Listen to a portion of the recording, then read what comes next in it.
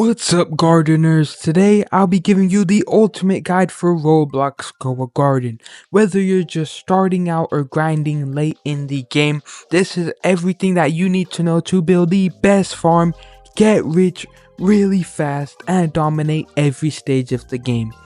Beginner tips to secret endgame strategies. Let's go ahead and jump right into it. Okay, so starting this video off, we're going to be talking about the beginner phase. Now this is when you have under 100,000 shekels. Now this is going to be the make or break point for new players.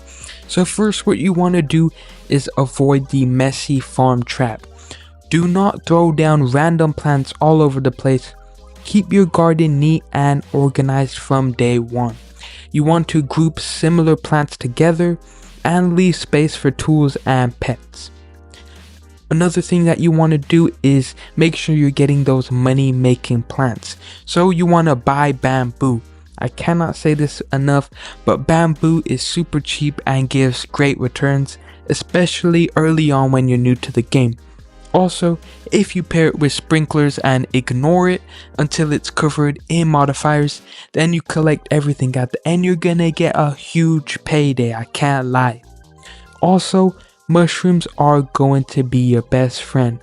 They work almost the same like bamboo, and yeah, these two are like beginner gold mines. Do not sleep on the mushrooms as well as the bamboo. Those are gonna be making you a lot of money. Also, you want to avoid one-time harvest plants. These are plants that trap the new players. This is like the plants like pumpkins, melons, and carrots, and they're only gonna produce one fruit and then they're going to disappear. They cost more than they make back, so you want to avoid these at all costs. Skip the one-time harvest plants and make sure you're getting those multi-harvest plants. Another thing that is really important is sprinklers and watering cans. These are going to save time and increase your growth rates, so get a few of these early on and place them near your best plants. Another thing that is super important is to do your daily quests. I cannot stress this enough. These daily quests are going to give you premium seeds and even sometimes pet eggs, and it's basically free progress, free money, so you gotta do these while you can early on. And also, if you guys didn't know, you want to get some of the best starter pets that you can find early on.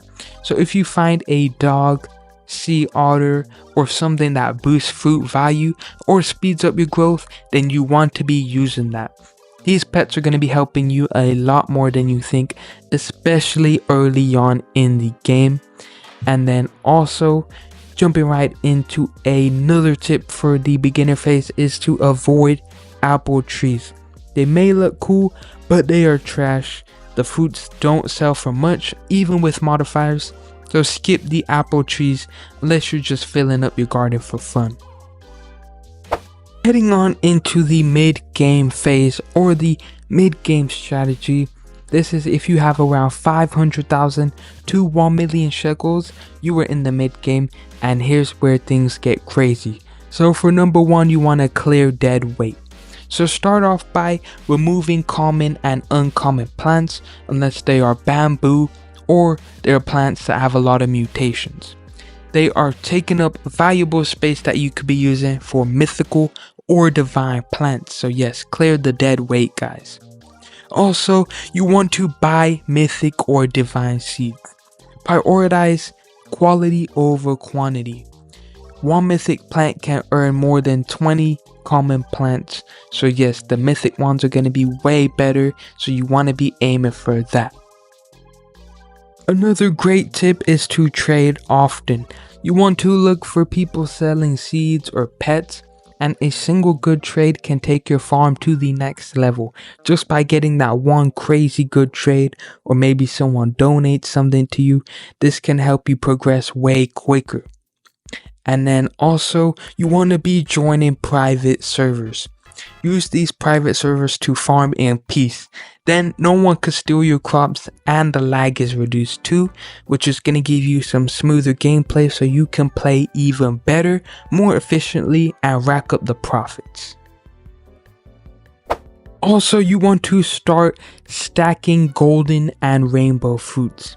If you get these on legendary or higher plants, do not collect them. Let them build up with even more mutations and modifiers so you can get that maximum payout later. Try not to sell them early on. Try to keep stacking up mutations. This is something that a lot of beginners do not know about, that you want to make sure you're doing in that mid-game strategy phase. And then also, you want to begin the sprinkler setup.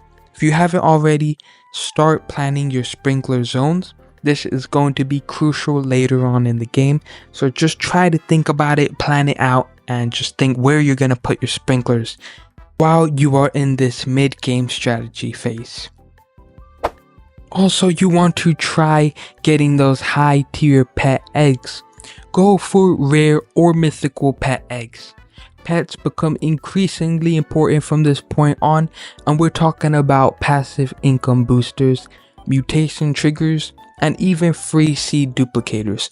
So you want to make sure you are opening those pet eggs, trying to get the higher tier pets, because these are going to help you so much down the line, especially when you're in that late game phase. And then last but not least, jumping straight into the late game phase or the late game grind, we're talking about 15 million or more shekels. Yes, if you have this many, you are officially in the late game territory. And this is where the sprinkler meta shines.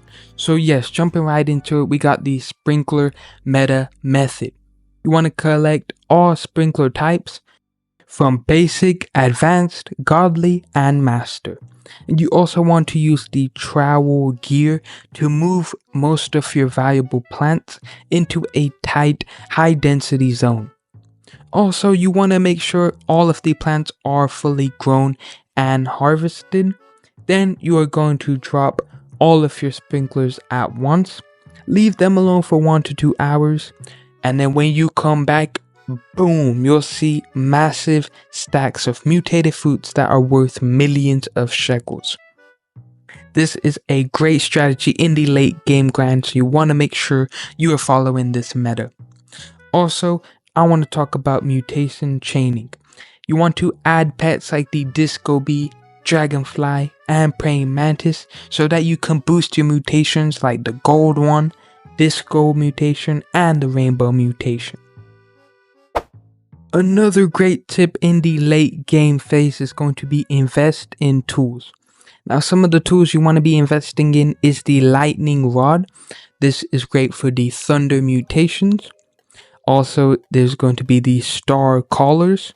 That is for a cosmic boost.